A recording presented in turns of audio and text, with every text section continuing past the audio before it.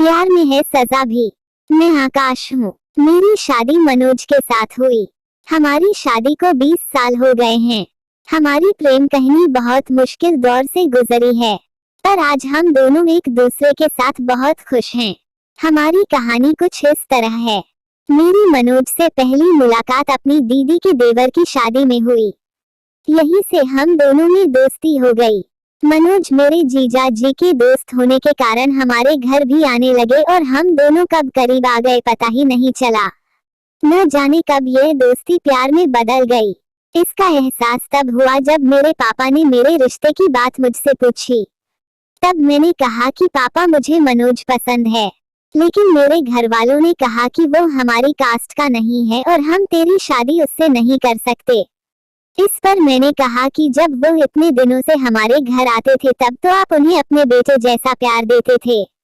अब जब मैं उन्हें चाहने लगी तो बीच में कास्ट कहां से आ गई। मेरी मम्मी ने कहा कि उसे भूल जा, उससे तेरी शादी किसी भी कीमत पर नहीं हो सकती।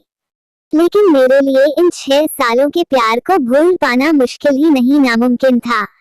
तब मैंने मनोज से बात की, उन्हें बताया कि मेरे मम्मी पापा मेरे लिए लड़का ढूंढ रहे हैं, अब हम क्या करें।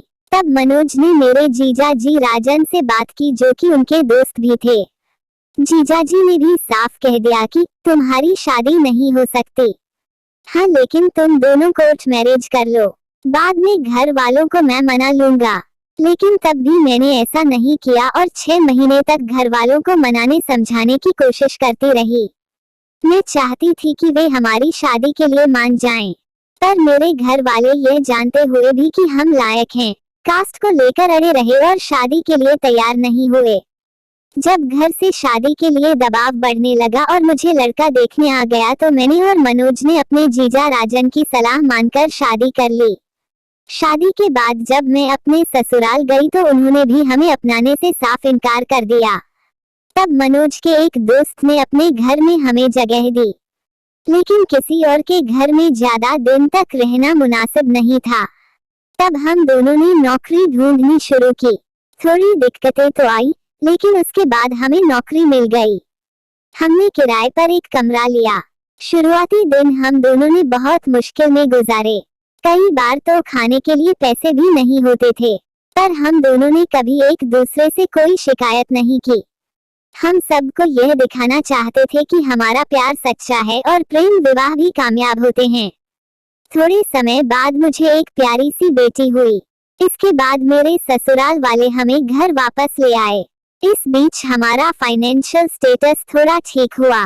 3 साल बाद मेरी दूसरी बेटी भी हो गई, लेकिन मेरे घर वालों ने मुझे आज तक नहीं अपनाया। मेरी शादी के 3 साल बाद मेरे पापा का निधन हो गया। मेरे घर वालों को लगता है कि मैं उनकी मौत के लिए जिम्मेदार हूँ। आज 20 साल की शादी के बाद मैं अपनी 2 परियों जैसी बेटियों और पति के साथ बहुत खुश हूँ, पर मुझे आज भी अपने परिवार वालों का इंतजार है। मैं चाहती हूँ कि कम से कम अब तो मम्मी मुझे माफ करके अपने सीने से लगा लें और ढेर सारा प्यार